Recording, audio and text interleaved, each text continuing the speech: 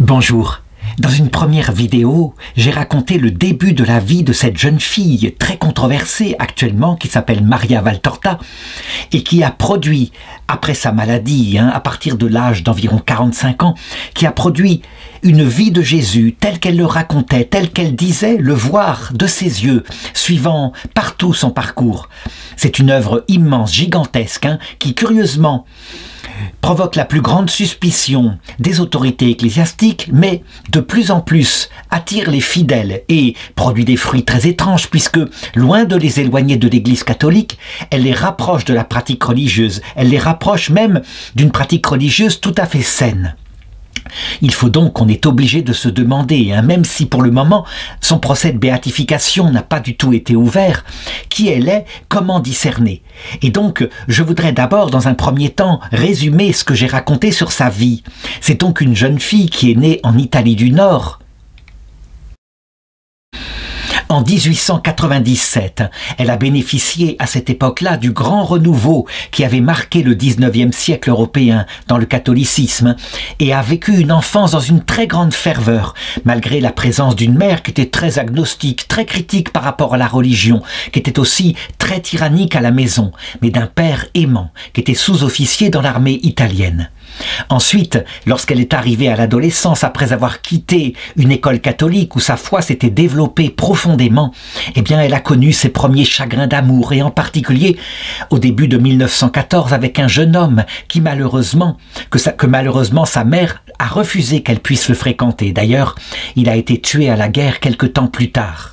Et ensuite, après la Seconde Guerre mondiale qu'elle a passée au service des malades comme infirmière, volontaire, engagée, eh bien, elle a rencontré un nouvel amour, Mario, mais la mère, une fois de plus, ainsi qu'un tyran domestique, a empêché leur fréquentation, si bien qu'à un moment donné, se rendant compte qu'elle était coincée, qu'il était impossible pour lui de l'épouser, il a fini par y renoncer.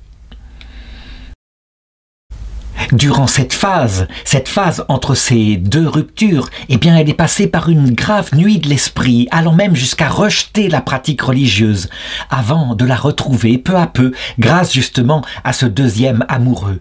Et ensuite, quand il a rompu lui-même, lorsqu'il a été contraint de rompre, eh bien, elle s'est tournée de toutes ses forces vers Dieu, avec l'intuition qu'il fallait qu'elle offre sa vie, un peu comme une victime, pour sauver les âmes du purgatoire en particulier. Dans cette deuxième période de sa vie, en gros à partir de l'âge de 23 ans, eh bien, elle va lire énormément, se former à l'école de grands maîtres spirituels comme Sainte Thérèse de l'Enfant Jésus, dont elle découvre l'histoire d'une âme, mais aussi lire directement dans le texte les évangiles, ce qui était chose rare à l'époque. Il faut savoir, les gens avaient souvent accès aux évangiles à travers les textes qui étaient lus par morceaux lors de la messe. Elle développe manifestement une capacité à se plonger dans la contemplation de ce qu'elle lit et à le vivre presque charnellement. Est-ce que c'est son imagination? Est-ce que ce sont des visions réelles? Toujours est-il qu'elle va prendre la conviction que ce sont des visions réelles lorsque, à un moment donné, elle verra le visage du Saint-Suaire de Turin et elle reconnaîtra Jésus qui lui était apparu en rêve, qu'elle pensait être simplement un rêve comme cela, rien de plus, mais c'était le même visage.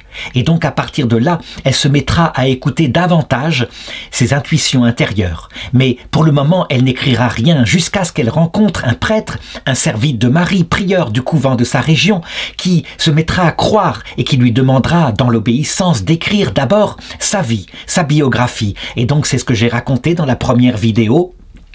Cette biographie étant évidemment le récit fait par elle-même.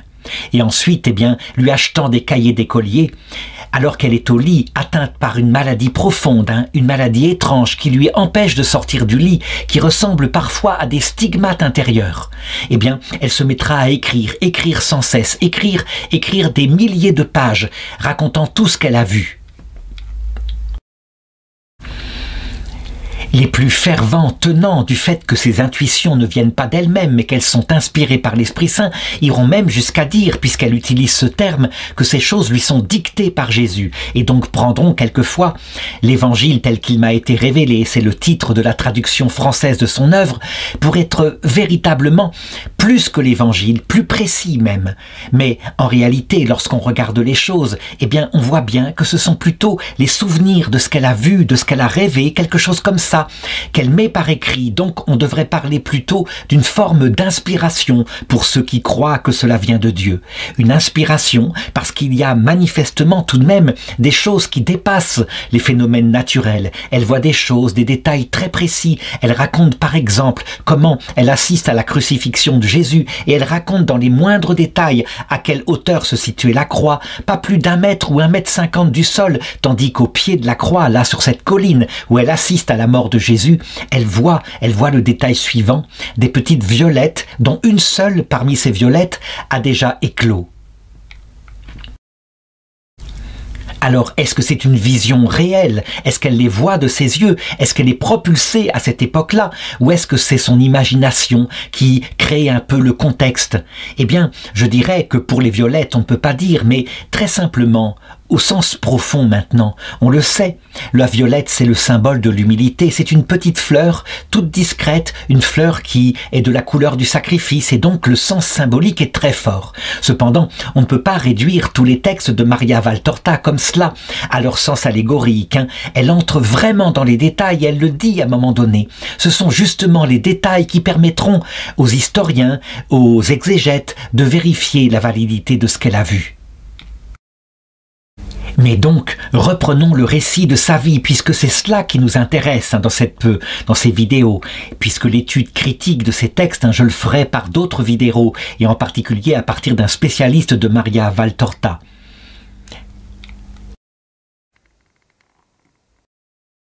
Durant les 4 premières années où elle est ainsi maintenue en permanence au lit, donc de ses 46 à ses 50 ans, elle va écrire avec une énorme activité. Elle est assistée depuis que sa mère est décédée par la petite Martha. Martha qui est là, et qui s'occupe d'elle avec une très grande tendresse. Elles sont en véritable communion. Et puis, dans un second temps, entre 1948 et 1951, son activité est un petit peu moins intense. Durant ces années-là, elle est toujours assistée par le prieur des Servites, le père Romualdo Miglorini, qui croit véritablement en l'inspiration de ses écrits, tandis que les religieux sont un peu plus critiques. Lorsqu'ils regardent son enthousiasme, ils sont un petit peu méfiants, et de plus en plus méfiants, peut-on dire. Il lit les textes au fur et à mesure qu'ils sont produits, et il est étonné par leur parfaite catholicité. Je veux dire qu'il n'y a aucun problème théologique. Il faut véritablement chercher. Il y a parfois des choses étranges, c'est ce que feront remarquer les critiques un peu plus tard, dans le comportement de Jésus, de Marie, qui ne semble pas être parfaitement ce qui correspond à l'Évangile. Mais lorsqu'on regarde les choses, par exemple, une des critiques les principales sera de dire que Jésus est extrêmement bavard, qu'il fait des sermons qui durent des lustres et qui ressemblent aux sermons des théologiens du XXe siècle, du début du XXe siècle. Mais en réalité, cette critique évidemment ne porte pas. Je pense que ces auteurs, à force de critiquer, eh bien, c'est parce qu'ils n'ont pas lu assez l'évangile de Saint Jean, où là aussi, on le voit sur plusieurs pages, 4 ou 5 pages parfois, il y a des discours de Jésus qui sont très très profonds théologiquement et qui sont évidemment très peu connus. Est-ce que la performance qu'elle met ainsi sur le papier est une performance surnaturelle? Eh bien, je répondrai, pas forcément. Ça peut être une performance naturelle, d'autant plus que je l'ai dit. Il y a manifestement des influences par des docteurs mystiques qu'elle a lus dans la phase de sa jeunesse, dont elle s'est inspirée. On a, au cours de ses œuvres et dans ses courriers, on a la description de la manière dont lui viennent tout ce qu'elle écrit. Et elle parle à plusieurs endroits, je l'ai déjà dit, de dictée. Par exemple, elle dit ceci: écrire sous la dictée ou décrire ce qui se présente à moi. S'il s'agit de dictée, et qu'elle se rapporte à un passage de la Bible, alors Jésus commence par me faire ouvrir le livre au passage qu'il veut expliquer. Si c'est la vision qui se présente et que je vois de mes yeux, comme je l'ai dit, avec une image initiale qui est généralement le point culminant de la vision, et puis qui se déroule suivant l'ordre, je décris ce point, puis ce qui précède et ce qui suit. Elle présente son rôle dans un autre passage comme celui d'un instrument de Dieu véritable. Ça veut dire que elle ne met pas elle-même ce qu'elle a dans son intelligence. Si vous saviez quel esclavage c'est que d'être l'instrument de Dieu, cela entraîne sommeil, faim, souffrance, fatigue, envie de penser à autre chose, de lire des écrits qui ne soient pas ses paroles, de sources surnaturelles, de parler et d'entendre des choses ordinaires, l'envie d'être et de vivre comme tout le monde, ne serait-ce qu'un seul jour. Tout cela, la brûlure inexorable de la volonté de Dieu, les empêche de la voir et de le réaliser. Sur tout cela, la hargne des hommes dépose son sel et son acide, comme si le maître de la galère mettait du sel et du vinaigre sur les brûlures de ses esclaves.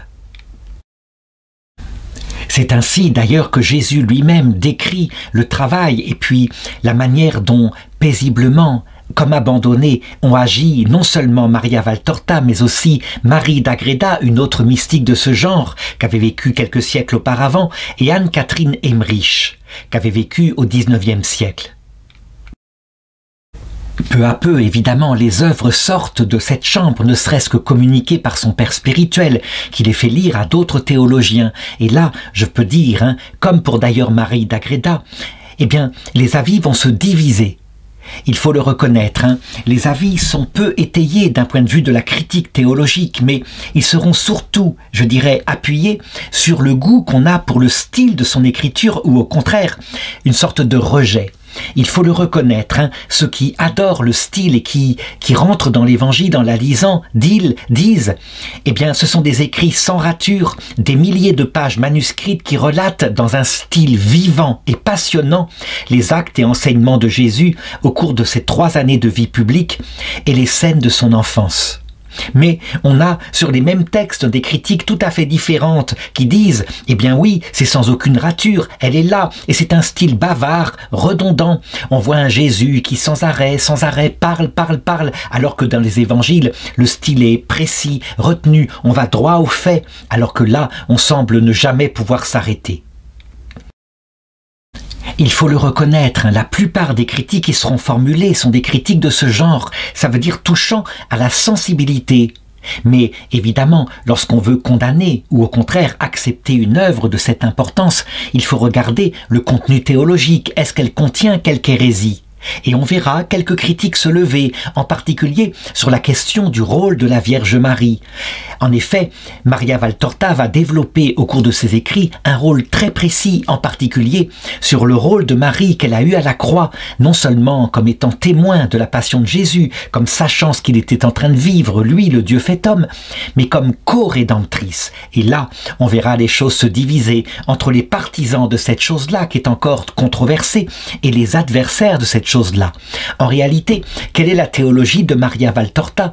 Eh bien, elle consiste à dire tout simplement que Jésus, à la croix, il est le Rédempteur, mais il établit une alliance, c'est-à-dire comme un consentement tel qu'on le voit, tel qu'il se produit dans un mariage. Ça veut dire que lui, il dit oui par sa souffrance en tant que Dieu et au nom de son Père à l'humanité pour rétablir l'amour.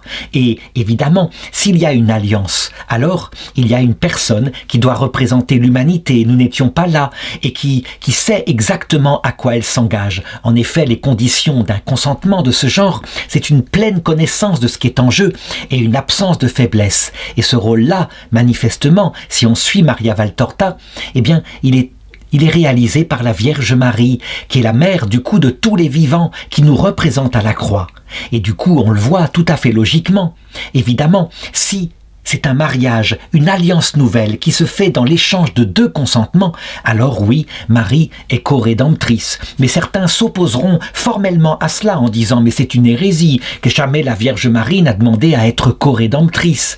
Ce à quoi on peut répondre que c'est évident, jamais la Vierge Marie n'a demandé quoi que ce soit, mais c'est le Seigneur lui-même qui a voulu que les choses se réalisent de cette façon-là. Au point d'ailleurs que, au tout début de l'Église avec saint Augustin, Jésus est représenté comme le nouvel Adam et Marie comme la nouvelle Ève, mère de tous les vivants. Donc, à chacun de se faire une idée, et on verra que ces critiques-là ne portent pas vraiment. Il y en aura d'autres, par contre, qui sont très intéressantes et qui portent sur des sujets annexes à la théologie, comme par exemple l'opinion qu'elle donne, Maria Valtorta, en ce qui concerne la théorie de l'évolution qui se développe déjà à son époque. Et elle est très hostile à ça. Elle met dans la bouche de Jésus des paroles qui manifestement, il suffit de regarder le magistère du pape Jean-Paul II, qui lui essaye d'allier science et foi, manifestement au plan scientifique, vont beaucoup trop loin. Ce qui me permet de dire avec une très grande certitude qu'en réalité, pour ceux qui pensent que Maria Valtorta reçoit des dictées mot à mot de Jésus, ce qui ferait que son texte serait plus valable, plus solide que les évangiles canoniques eux-mêmes, eh bien, ils doivent interpréter, être capables de comprendre que bien sûr que non, parfois, eh bien, elle met son propre opinion. Je veux dire, qu'il n'est pas différent, sa façon de fonctionner n'est pas différente de celle des 4 évangélistes, dont Dei Verbum, je l'ai dit déjà, eh bien, montre qu'il y a de vrais auteurs humains qui écrivent avec leurs mots propres, leur mentalité, et ils la mettent, ils s'intègrent parfois dans le texte, tandis que l'Esprit Saint les inspire infailliblement pour tout ce qui concerne la doctrine du salut. Eh bien, il ne faut pas voir dans Maria Valtorta, évidemment, une dictée mot à mot, comme certains le croient en prenant au sens propre le mot. D'ailleurs, c'est pareil pour l'écriture sainte. On trouve quelques textes des anciens papes qui parlent de dictée de Jésus à propos des 4 évangiles, ce que le Concile Vatican II va rectifier en disant qu'il faut entendre par dictée inspiration. Ça veut dire que l'Esprit Saint vient dans l'intelligence de celui qui écrit, mais l'intelligence est là, véritablement, c'est une œuvre commune, et donc ça ne peut pas être autrement. Résultat, lorsqu'il y a des erreurs qui portent sur des aspects scientifiques, et chez Maria Valtorta, il faut simplement se dire qu'elle met ici avec conviction ce qui vient de sa propre intelligence, mais pas ce qui vient forcément de la dictée du Christ. Le Christ d'ailleurs, jamais dans l'écriture, jamais n'a parlé de science. En ce qui concerne l'origine du corps de l'homme, les choses sont libres, ça concerne la science. La seule limite, je l'ai dit, que donne le pape Jean-Paul II, c'est qu'il faut admettre absolument, comme un dogme de la foi, que l'âme d'Adam et Ève, le premier homme et la première femme spirituelle, ne vient aucunement de l'évolution, mais vient d'une création directe de Dieu.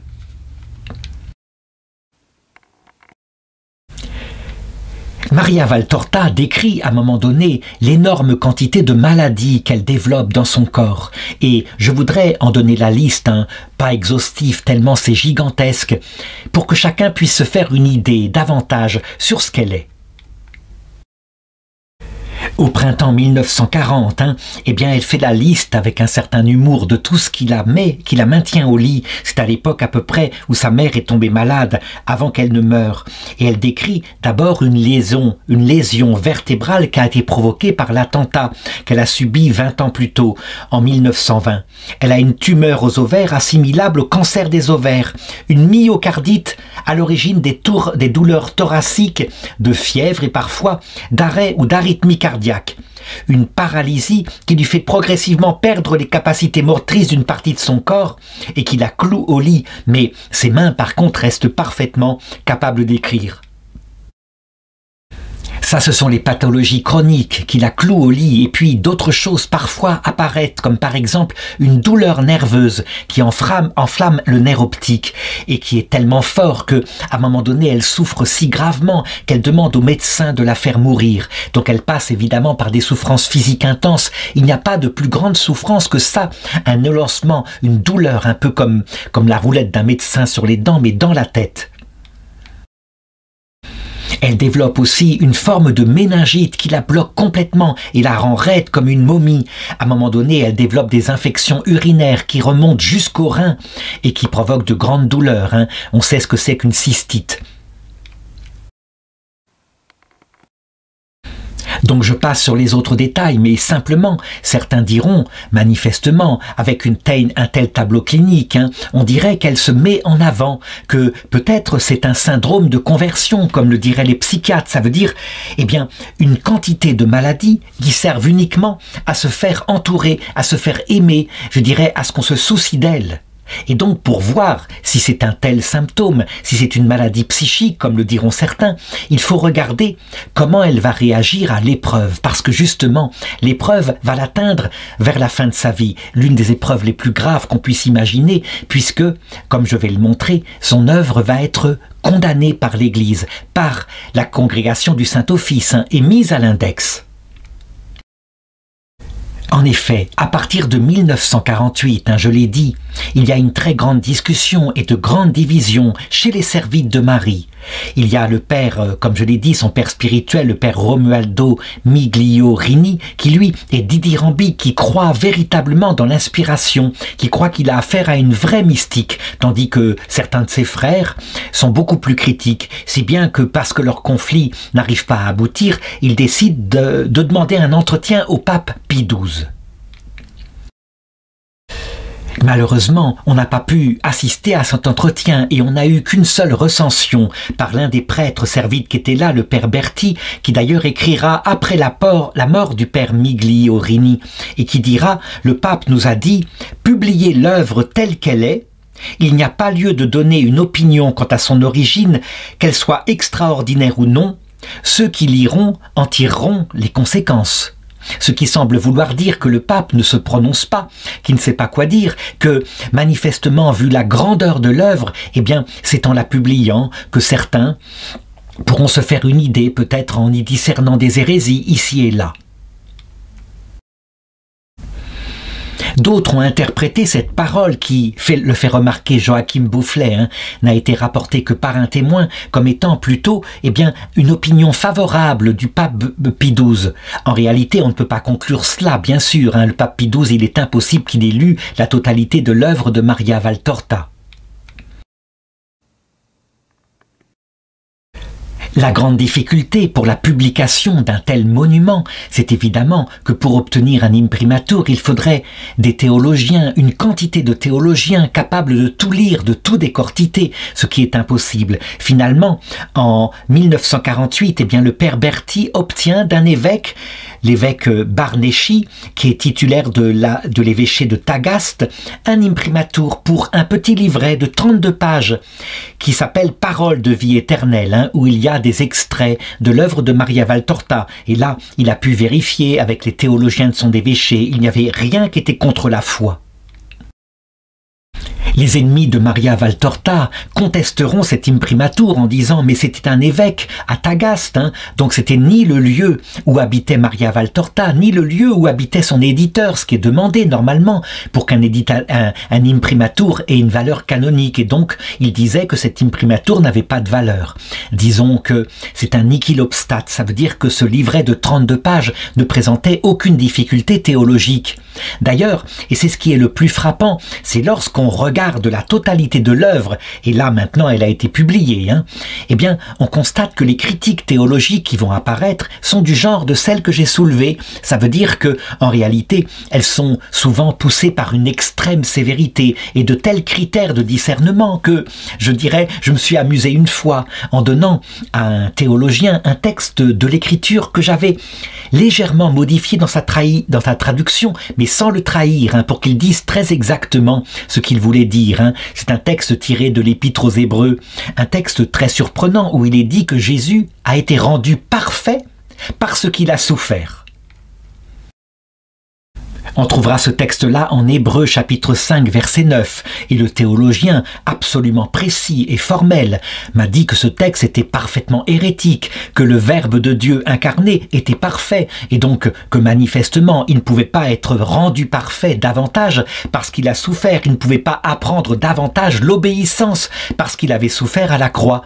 Et lorsque je lui ai donné les références du texte, évidemment, on le voit, il a été penaud parce que il n'avait pas pensé que ça pouvait venir de l'écriture révélée, de la révélation officielle. Donc attention aux critères qu'utilisent les théologiens, où souvent ils mettent leurs propres sentiments. Et bien des condamnations au cours de l'histoire de l'Église ont été produites par cela, par des prêtres, sans doute, je dirais, excessivement scolastiques, qui poussaient les critères de discernement beaucoup trop loin. Au contraire, j'ai été tout à fait admiratif, par exemple, devant l'action du cardinal Ouellette, le cardinal de Montréal, lorsque se présenta dans son diocèse, eh bien, une femme qui prétendait qu'elle était envoyée par Dieu, qu'elle était une mystique et qui créa une communauté. Cependant, lui voulut vérifier qui elle était, parce que des dénonciations étaient arrivées à l'évêché. Elle disait, cette femme-là, qui s'appelait Anne-Marie Giguère, qu'elle était l'incarnation de la Vierge Marie. Chose étrange, mais pourquoi pas? Il fallait tout de même la laisser s'expliquer. Et donc il alla la voir, il envoya des théologiens, et elle ne disait pas métaphoriquement qu'elle était l'incarnation ou comme l'incarnation, ça veut dire que son comportement était semblable à celui de la Vierge Marie. Non, elle disait au sens littéral qu'elle était l'âme de la Vierge Marie qui s'était réincarnée dans son corps. Et là, manifestement, il y avait quelque chose qui était parfaitement opposé à la foi. Il lui laissa s'expliquer, il prit le temps. Et à un moment donné, eh bien, il démit son décret d'excommunication. Manifestement, ça ne pouvait pas venir de Dieu. C'était une fausse mystique. En ce qui concerne Maria Valtorta, on n'eut pas cette délicatesse et cette rigueur dans les façons de faire.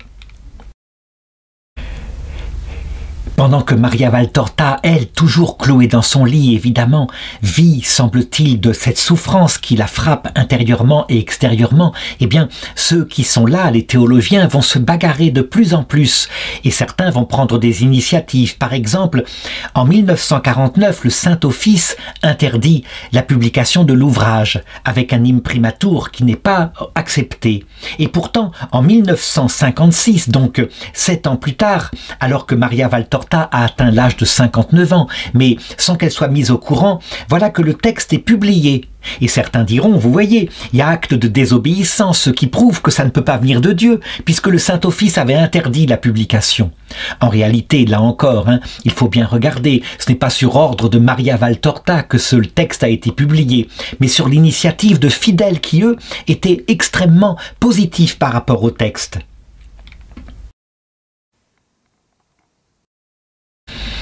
Finalement, en 1959, nous sommes à 2 ans de la mort de Maria Valtorta, elle va subir la plus grande douleur. Elle apprend que son ouvrage a été mis à l'index par la congrégation du Saint-Office des livres interdits. Ça se passe très exactement le 16 décembre 1959. Aucun motif n'est donné, mais le lendemain, ou quelques jours plus tard, il paraît un article dans l'Osservatore Romano, qui est l'organe officiel normalement du Vatican, et qui se prononce. Et voici ce que dit l'article.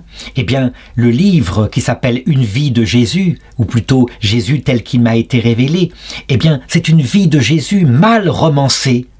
Et celui-ci affiche sa profonde, le journal, affiche sa profonde perplexité quant au style et au contenu si étrangement contemporain des propos qui sont prêtés au Christ. Autrement dit, on se croirait dans une prédication du milieu du XXe siècle, ainsi que face au développement, et là c'est un argument théologique, de la doctrine sur la Vierge Marie qui est présentée comme co-rédemptrice aux côtés du Christ, ou encore représentée au centre d'un triangle figurant la Trinité.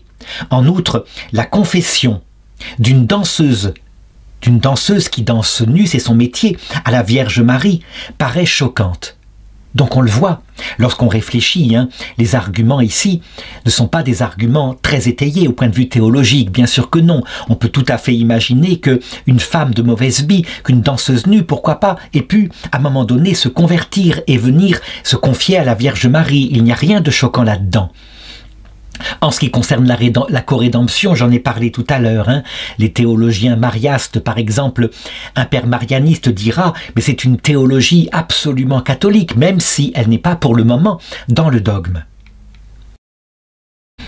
L'article de l'Osservatore Romano continue en disant que puisque le livre n'avait pas obtenu un imprimatur à valeur canonique, comme je l'ai montré tout à l'heure, l'évêque n'étant pas du diocèse de l'imprimeur ni de Maria Valtorta, eh bien, il fallait que les procédures canoniques soient parfaitement suivies, et donc la publication sans imprimatur du livre était un acte de désobéissance grave. Il faut dire que nous sommes ici avant le Concile Vatican II, et il faut reconnaître que très souvent, les condamnations tombent comme à gravelotte. On verra à cette époque-là les livres de la future sainte Faustine être mis eux-mêmes à l'index par la même congrégation. Du côté de ceux qui critiquent Maria Valtorta, eh bien cette mise à l'index sera prise comme un décret définitif et infaillible de la dogmatique.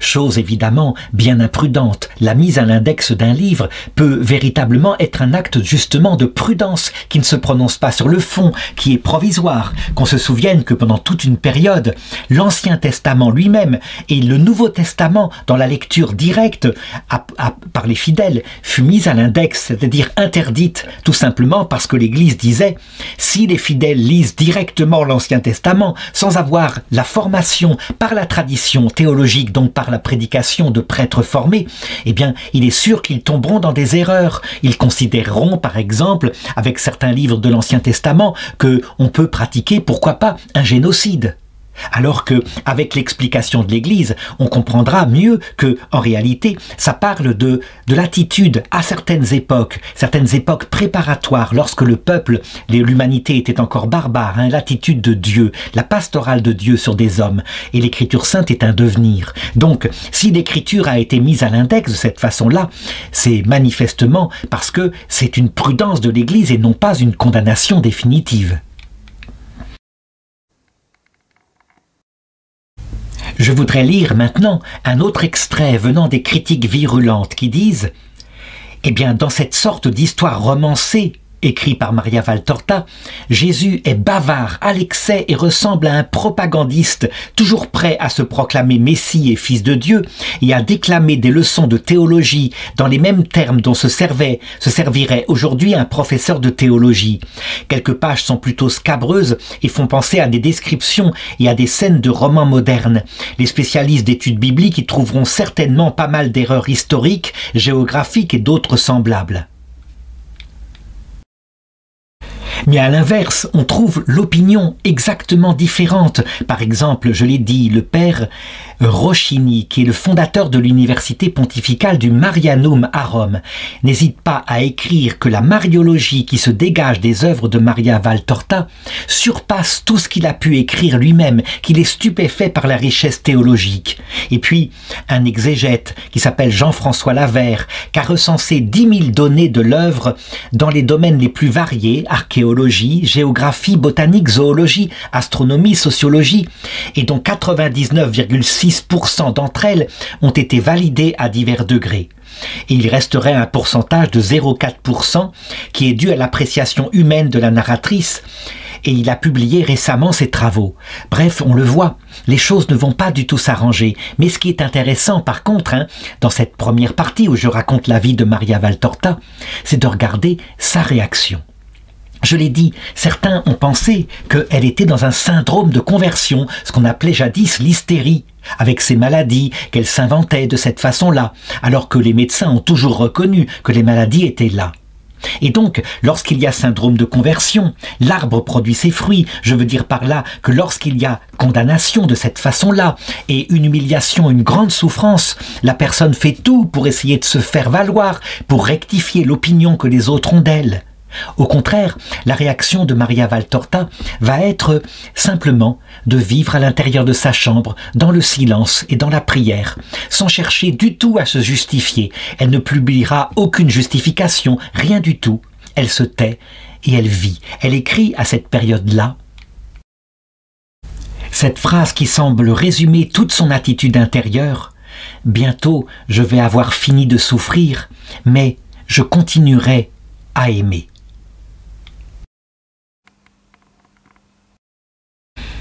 D'après le témoignage même de Martha, on dirait que déjà elle est dans l'autre monde et que l'agitation qu'il y a en cette terre, eh bien, elle l'a quittée. Elle meurt finalement le 12 octobre 1961, à l'âge simplement de 64 ans. Et là, eh bien, à l'instigation de la congrégation des Servites de Marie, qui l'avait toujours entourée, qui était intimement mêlé à son destin, eh bien, il est demandé que son corps soit transféré au sanctuaire de la basilique de la Sainte Annonciation à Florence. Les Servites de Marie veilleront à ce qu'il y ait sur sa tombe une belle pierre tombale, dont voici la photo, et sur laquelle est écrit « Tertii ordinis servorum sancte Maria Sodanis hosti Deo gratias, divinarum rerum scriptrix, membre du tiers ordre des Servites de Marie, elle fut une hostie agréée par Dieu, et elle écrivit énormément de choses sur Dieu.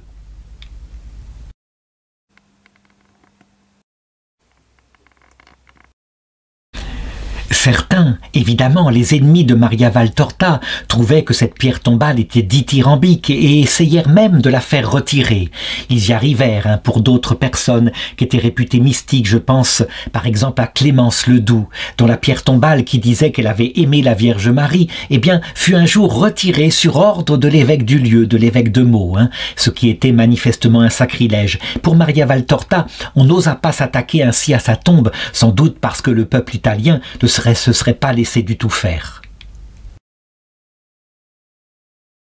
Les Servites de Marie essayèrent bien à Florence d'aller voir l'évêque pour lancer sa cause de béatification, mais l'archevêque de Florence, qui consulta d'autres évêques, jugea que ce n'était pas opportun, du moins pour le moment, ajouta-t-il. Le 15 octobre 2011, lors de la messe du 50e anniversaire de sa mort, eh bien, curieusement, le pape Benoît XVI, qui lui était plutôt hostile, qui avait montré que c'était une œuvre qu'il fallait prendre comme un roman sortant de la ferveur d'une âme, eh bien, le pape Benoît XVI délégua le nonce apostolique Monseigneur Pierre Giacomo De Nicolo pour présider à la cérémonie de souvenir. Et surtout, l'année suivante, et ça c'est un signe très fort qui montre que la polémique n'est pas terminée, eh bien le pape Benoît XVI béatifia coup sur coup 2 fervents promoteurs des œuvres de Maria Valtorta. Il y avait d'abord Mère Maria Arias Espinosa, qui était morte en 1981, qui était fondatrice des missionnaires du Très Saint Sacrement, et puis le père Gabriele Allegra, mort en 1976, qui était le traducteur de la Bible en chinois.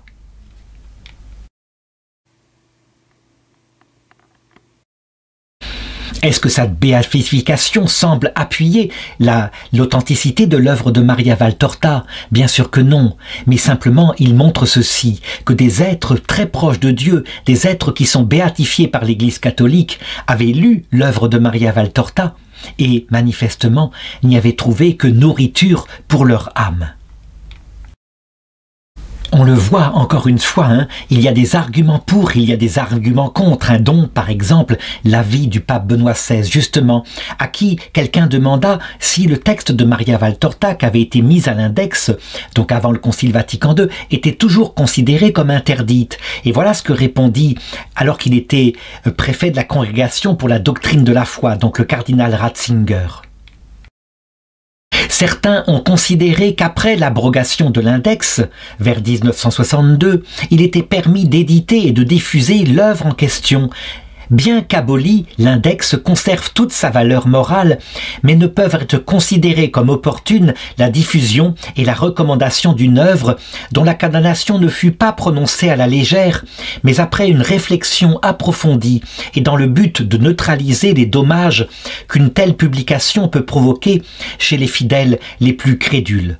Et ensuite, une seconde fois, le 9 septembre 1988, il fait répondre à une fidèle canadienne par son secrétaire personnel, qui s'appelle le père Joseph Clemens, que l'ouvrage de Maria Valtorta est un ensemble de fantaisies enfantines, d'erreurs historiques et exégétiques, le tout présenté dans un contexte subtilement sensuel. Donc, l'avis était manifestement négatif.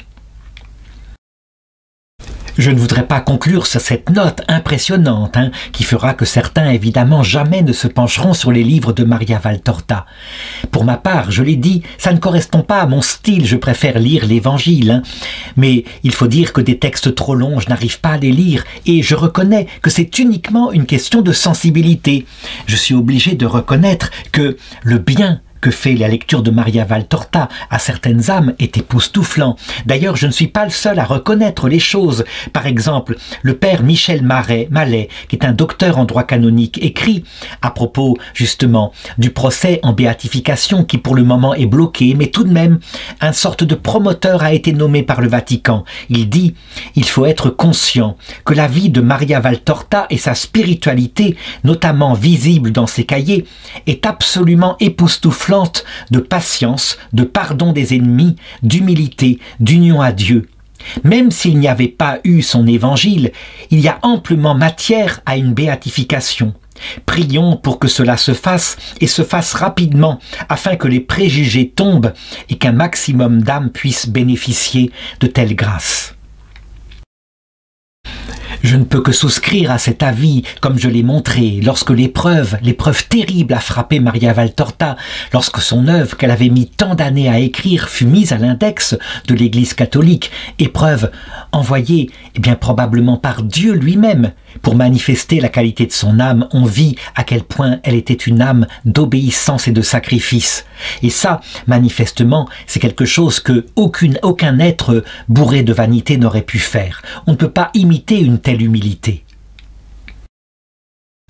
Si donc un jour elle est béatifiée, alors voilà comment on regardera cette histoire. Un peu à la manière dont a été regardée l'histoire de la vénérable Marie d'Agreda, qui elle non plus n'est pas béatifiée, qu'a des livres un peu différents de Maria Valtorta, mais un peu semblables, et puis avec des contradictions. Et qu'est-ce qu'on devra conclure? Simplement ceci, que il ne faut pas lire Maria Valtorta comme si elle était un peu comme le Coran, une parole dictée par Dieu mot à mot, au point qu'il n'y aurait aucune erreur. À partir du moment où on sait que la source de notre foi vient de l'Esprit Saint et que 3 canaux infaillibles nous sont donnés ensemble, à savoir la tradition sainte, qui en elle-même toute seule est faillible, deuxièmement l'écriture sainte, qui est difficile à interpréter, et troisièmement le magistère de l'Église qui vient nous donner la juste interprétation, que quand les 3 ensemble sont là, on a véritablement la vérité catholique. Si on sait cela, et qu'on garde à l'esprit que pour Maria Valtorta, bien évidemment, peut-être qu'il y a eu inspiration du Saint-Esprit, parce que certains des mots qu'elle a écrits, comme l'avait dit Jésus à Saint-Pierre, ne peuvent pas venir de la chair et du sang, mais peut-être peuvent venir effectivement de sa foi intense, de sa vie de prière profonde, mais que à partir de là, en prenant le texte, non pas comme quelque chose d'infaillible, mais comme étant mêlé par ses propres réflexions, il n'y aura aucun danger. On la prendra telle qu'il faut la prendre. Quant à toute la polémique qu'aura duré tellement d'années, tant que l'Église ne s'est pas prononcée, il faut la prendre exactement comme ce qu'a été vécu par Jésus lui-même, avant que peu à peu, il s'impose, qu'il domine l'Empire romain. Il a fallu 300 ans après sa mort et sa résurrection. Luc chapitre 7, verset 33. Jean-Baptiste est venu, en effet, ne mangeant pas de pain et ne buvant pas de vin, et vous avez dit, il est possédé. Le Fils de l'homme est venu, mangeant et buvant, et vous dites, voilà un glouton et un ivrogne, et un ami des publicains, et un fréquentateur des pécheurs. Mais la sagesse a été justifiée dans tous ses enfants.